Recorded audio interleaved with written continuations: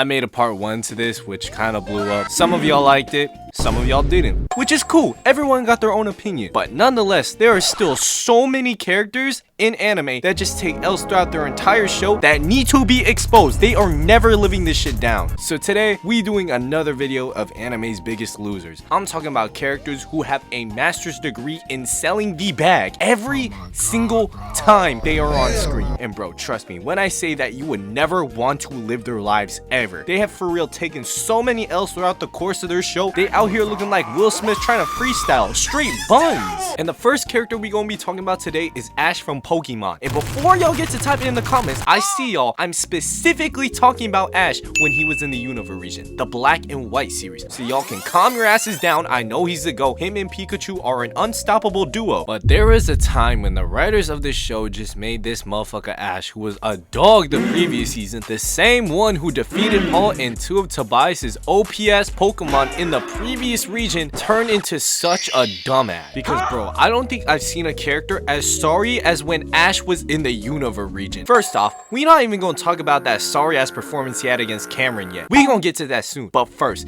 can we please talk about how this motherfucker Ash was always getting caught with his pants down for the dumbest reasons. I can't remember the exact details of the episode, but I remember when Ash was taking on the Electra gym leader Elisa, and this motherfucker started out with Palpitoad. A decent pick for the type of gym he was facing, no doubt. But when Palpitoad ended up getting cooked by Elisa's second Pokemon, this motherfucker Ash was absolutely befuddled because bro was for real banking on the entire idea that he was gonna sweep Alicia's whole team with just him. This is like putting your parlay on Ben Simmons making a single 3-point shot in an NBA game. This shit is not happening. So bro had to take a timeout because his sorry ass had to leave the stadium. And when he comes back with another Pokemon, he proceeds to bring out the equivalent of a 60 overall with no badges. And unsurprisingly, Ash ends up getting cooked. And dog, I'm convinced that this was Ash's first signs of CTE because bro couldn't find a strategy to beat Elisa's Pokemon like Ash. You are not the thinker. Dog, even Pikachu was tired of this bullshit. He for real had to shock some sense into his sorry ass. He was for real like,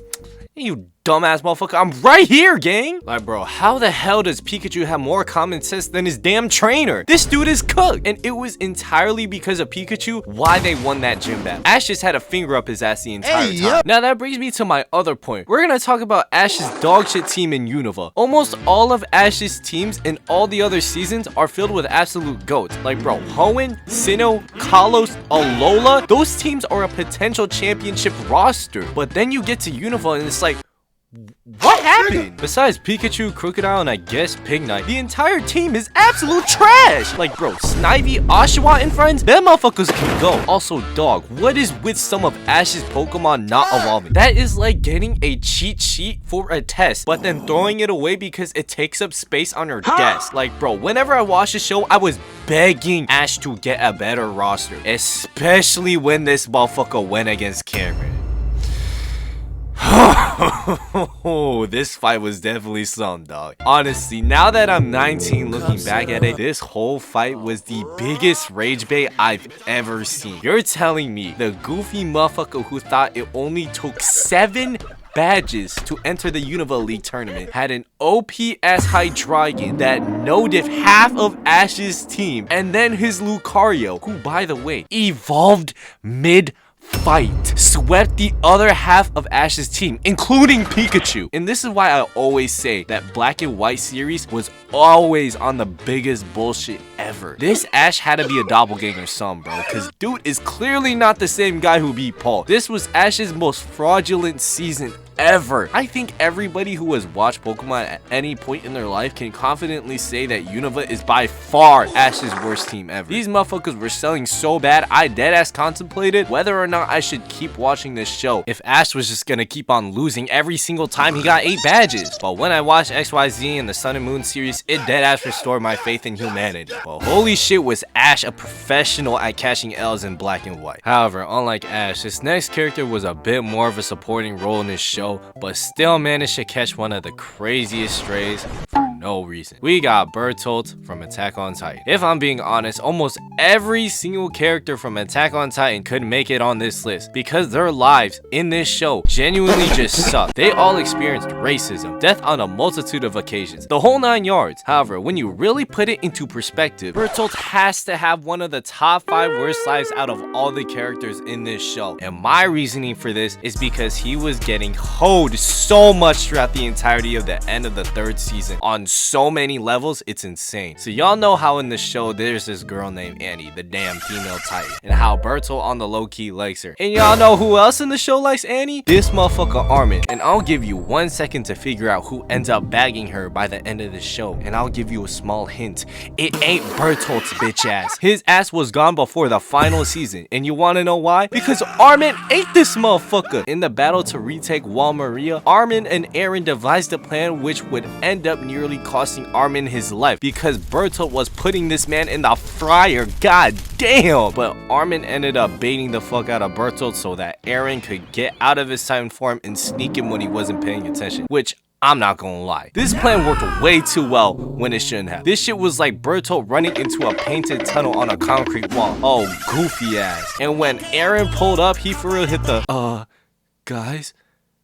He's right behind me, isn't he? And after a whole traumatic debate on whether to revive Eren or Armin, Levi ended up choosing Armin to be safe, which caused Bertolt to get packed up in the most unpleasant way possible. Levi turned Armin into a Titan and ate Bertolt, stealing Bertolt's Colossal Titan ability and making Armin the new Colossal Titan. And when Annie eventually became uncrystallized because of the fight she had with Eren in season 1, Armin ended up bagging her later on the boat in season 4. Like, bro, Bertolt was for real in the afterlife watching all this unfold like he's strapped down in an Adam 22 chair. This shit is genuinely tragic. If I saw fine shit with the motherfucker that slimed me out, I'd honestly wish to cease from existence. And bro, I'd wish nobody, not even my greatest ops, to ever be someone like Bertolt. Because dog, imagine being like most of the supporting characters on this show. You experience almost all of the same traumas everybody else. You see a bunch of people dying in front of your eyes. You've experienced racism, brainwashing from governments, straight up warfare your entire life. But on top of all that, some guy ends up eating your bitch ass like a McChicken, stealing your entire bag in the process of sliming you out, and he also steals your fine shit. I would genuinely be heated. If I was Bertolt, I would find a way to come back to life and fight this dude Armin. I am not letting this shit slide. This man Bertolt can't have shit. Bro couldn't even make it to the final season and lost everything. Now this next and final character we're gonna talk about might be one of the biggest anime losers throughout my childhood.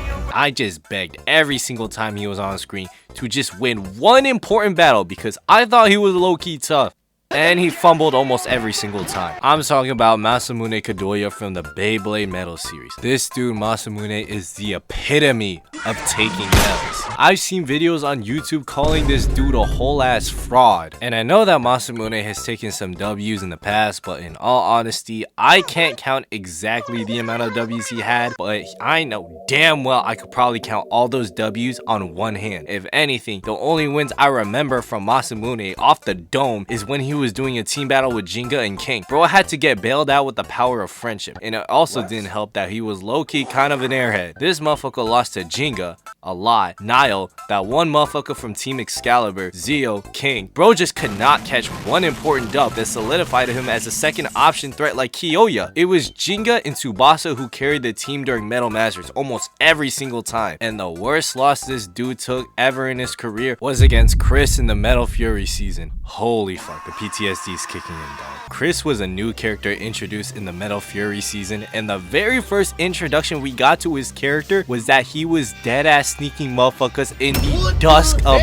night with a Beyblade. Yes, I said that right. Motherfuckers, as in plural. He was dead as doing a Beyblade drive-by on groups of motherfuckers by himself without once revealing himself until he matched up against Masamune. But bro, Chris was moving like a straight demon. His Beyblade was called Phantom Orion, a stamina type Beyblade that damn near never stops spinning. spinning. For which all the motherfuckers who don't know anything about Beyblade, his name basically translates to "you not winning shit, gang, unless your name is Jenga or the final boss." Like, bro, no matter how many times Masamune tried to attack him, it seemed pointless because his Beyblade spin never went down, as if he never hit him in the first place. But if Masamune has any good quality about him, is that he sees this shit through till the end, giving it everything he got. And at one point, it even seemed like Masamune had him on the ropes and was about to knock Chris's Beyblade out of the stadium. But then the writers decided that Masamune needs to lose and suffer even more throughout this series, because Chris told Masamune to get his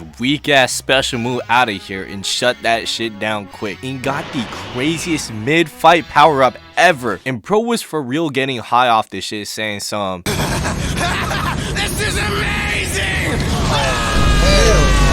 This dude then used his special move, which summoned a literal laser death beam on the stadium, flashbanging the entire audience and cooking the hell out of Masamune and his Beyblade. Like, dog, where is Andre Iguodala when you need him, bro? And this fight was one that completely shattered Masamune's confidence. After the battle, he was in complete sorrow and despair, thinking, damn, I really am sorry, bro. I honestly felt so bad for bro when he lost to Chris. That shit had me in tears. All bro wanted to do was become a legendary blader to help out his friends. He ain't deserved this fucking ass whooping. Anyways, that's it for part 2 for anime's biggest losers. If this video gets to 400 or 500 likes, I'll do a part 3, and I'll see y'all in the next one. We out there, so.